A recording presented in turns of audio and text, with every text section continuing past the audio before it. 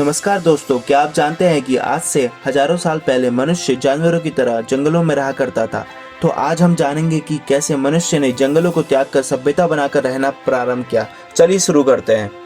मानव इतिहास की कुल अवधि में पाषाण युग के नाम से जाने जाने वाली अवधि सबसे लंबी है और इसे प्रागैतिहासिक नाम से भी जाना जाता है क्योंकि इसका कोई लिखित सोर्स उपलब्ध नहीं है। इसे मुख्यतः दो युगों में बांटा है, पुरापाषाण युग और नवपाषाण युग। संक्षिप्त रूप में कहा जाए तो पुरापाषाण युग में मनुष्य मुख्यतः शिकार और पेड़ों से मिलने वाले फलों, औषधियों जैसी प्राकृतिक चीजों पर आश्रित था, परंतु नवपाषाण युग में जीवन यापन के लिए मनुष्य ने खाद्य पदार्थों का उत्पादन का तरीका सीख लिया था। आइए इसी परिवर्तन को थोड़ा डिटेल में समझते हैं।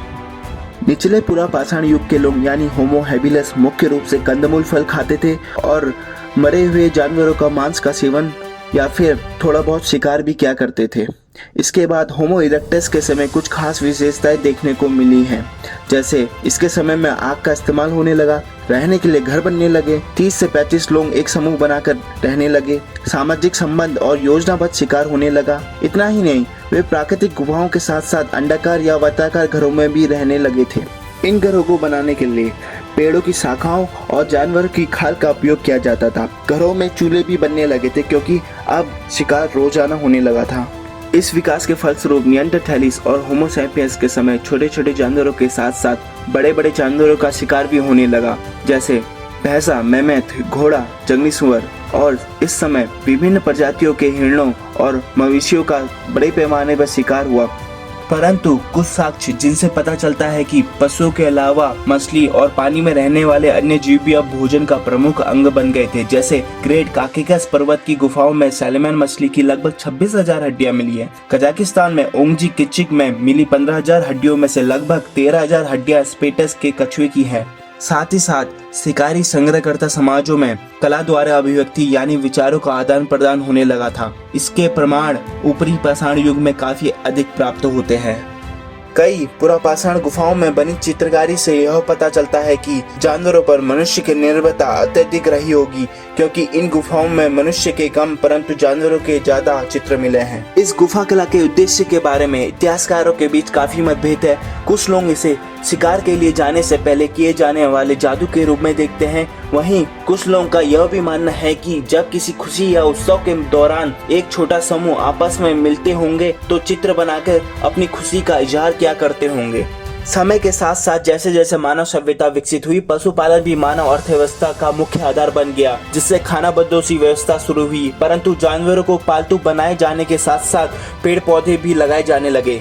खानाबदोश समुदायों का मानव सभ्यता में एक अनूठा योगदान है। कई इतिहासकारों के अनुसार दुनिया की सबसे पुरानी सभ्यता यानी सुमेरियाई सभ्यता का जन्म पशुपालक खानाबदोश समुदायों और कृषकों के बीच परस्पर संपर्क और आदान प्रदान के परिणाम स्वरूप हुआ था। पशुपालक खानाबदोश समूह उस समय के कम्युनिकेशन नेटवर्क थे और ज्ञान को एक जगह से दूसरी जगह ले जाने का साधन थे, क्योंकि वे एक जगह से दूसरी जगह घूमते रहते थे और उनका कई समुदायों में संपर्क था, जिससे वे इन समुदायों में नई तकनीकों और सभ्यता विकास के रास्तों को दूसरे समुदायों तक पहुंचाने का काम करते थे।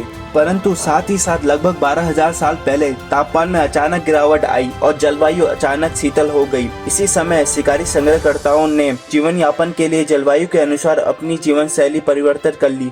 अब शिकारी संग्रह विशेष रूप से नियमित और विशेषीकृत रूप से होने लगा था, जिसके लिए पौधों और पशुओं की गहरी जानकारी की जरूरत होने लगी और इसी गहरी जानकारी ने कृषि विकास के लिए एक अति महत्वपूर्ण भूमिका निभाई। साथ ही साथ बेहतर और प्रभावी औजारों के उपयोग और अन्य प्रमाणों से यह भी पता चलता है कि दुनिया के कई हिस्सों में भोजन प्राप्त करने के लिए नई नई तकनीकों की खोज की जा रही थी, जिससे लगभग 8000 बीसी तक दुनिया के काफी बड़े हिस्से में शिकारी संग्रह त्याग कर खेती और पशुपालन व्यवस्था आरंभ हो चुका था, जो आज की कई मानवों के व्यवसाय का स्रोत है। कृषि के मानव सभ्यता में आने के दो बड़े परिणाम सामने आए। पहला जनसंख्या वृद्धि और दूसरा बड़े स्तर पर लोगों का बसना। नवपाषाण जो एक लंबी और क्रमवार प्रक्रिया है, जिसकी शुरुआत लगभग 15,700 वर्ष पहले हुई थी और लगभग 11,000 वर्ष के आसपास पश्चिमी एशिया में पेड़ पौधे लगाए जाने लगे और पशु पालने से इसका पूरा विकास हुआ। नवपाषाण युग में आमूल सामाजिक परिवर्तन हुआ। मानव समुदाय ने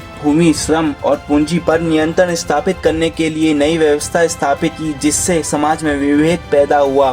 साथ ही साथ सामाजिक, आर्थिक और राजनीतिक जटिलताएं भी पैदा हुई, जिससे सभ्यता निर्माण हुआ, जैसे एशिया की हड़प्पा सभ्यता, अफ्रीका में इजिप्टियन सभ्यता। आगे की वीडियोस में हम देखेंगे कि विश्व के कौन कौन से स्थानों पे ये सभ्यता विकसित हुई और इनकी क्या विशेषताएं थी। सो आज के लिए धन्यवाद। अगर वीडियोस पसंद आई तो please like, share and subscribe.